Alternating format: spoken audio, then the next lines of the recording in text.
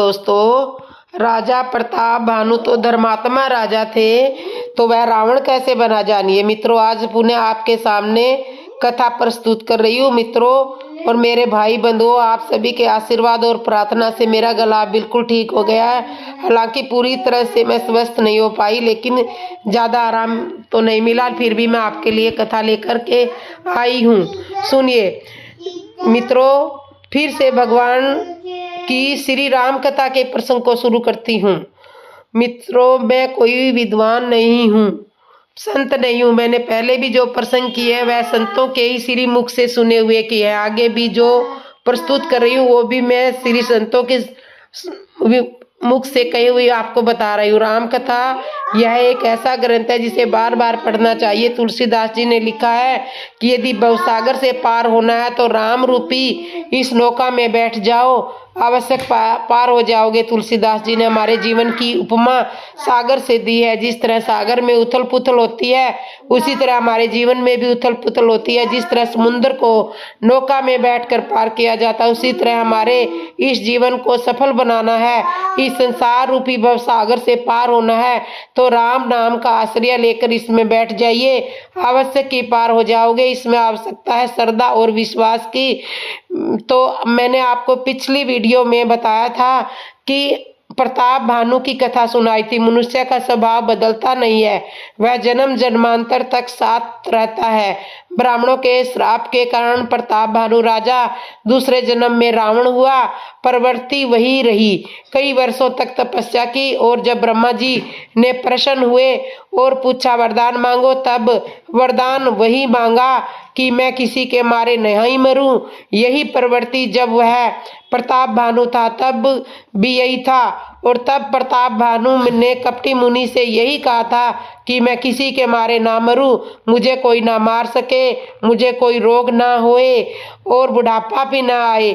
यही प्रवृत्ति दूसरे जन्म में रही। विधि का विधान टल नहीं सकता, अटल रहता है। जैसा करोगे वैसा भरोगे। ब्राह्मणों ने बिना विचारे किए प्रताप भानु को श्राप दिया था, और यह आकाशवाणी भी हुई थी कि ब्राह्मणों तुमने श्राप विचार करके नहीं दिया, बिना विचारे ही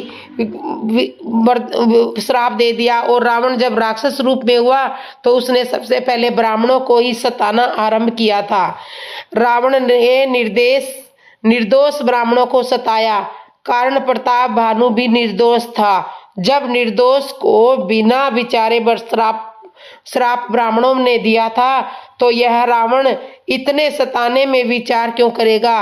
किसी ने संत श्री से यह प्रश्न किया कि प्रताप भानु तो इतना धर्मात्मा राजा था, इतने पुण्य आत्मा था, फिर उसे रावण क्यों बनाया गया। संत जी ने उत्तर दिया कि रावण कोई साधारण नहीं था, उसे मारने के लिए भगवान को अवतार लेना पड़ा था। भगवान के भगत होने के लिए कुछ योग्यता हो ना हो, किंतु भगवान का दुश्मन होने के लिए कम से कम प्रताप भानु जितनी योग्यता तो होनी ही चाहिए। राजा प्रताप भानु का छोटा भाई कुंभकर्ण के रूप में हुआ, और प्रताप भानु का मंत्री हरिमर्दन विभीषण जी के रूप में हुए। तीनों भाइयों ने मिल करके कठोर तपस्या की थी। तब जाके शिव शंकर जी ने उनको वरदान दिया था। मित्रों, पूरी कहानी मैं आपको अगली वीडियो में सुनाऊंगी, क्योंकि आज मेरा गला खराब है, तो इसके लिए थोड़ी दिक्कत हो रही है मेरे गले में। कथा को यहीं विराम देती हूँ। अगली वीडियो में इससे आगे की कथा को लेकर के आऊँगी। कोई गलती हो तो क्षमा करना, और ऐसे ही प्यार और सपोर्ट बनाए रखना। जय श्री राम दोस्तों, जय श्री राम।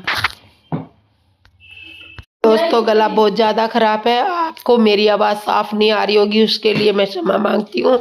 और मेरे चैनल को सब्सक्राइब भी करना, लाइक भी करना, कमेंट भी करना, और कमेंट में जय श्री राम भी लिख देना। और ऐसे ही मेरी कथाओं को सुनते रहना। आपको ऐसे ही नई नई कथाएं, नई नई जानकारी आपको मेरे चैनल पे मिलती रहेगी। और तब तक के लिए बोलो एक बार जोर से जय श्री राम दोस्तों, जय श्री राम, जय श्री राम, जय श्री राम।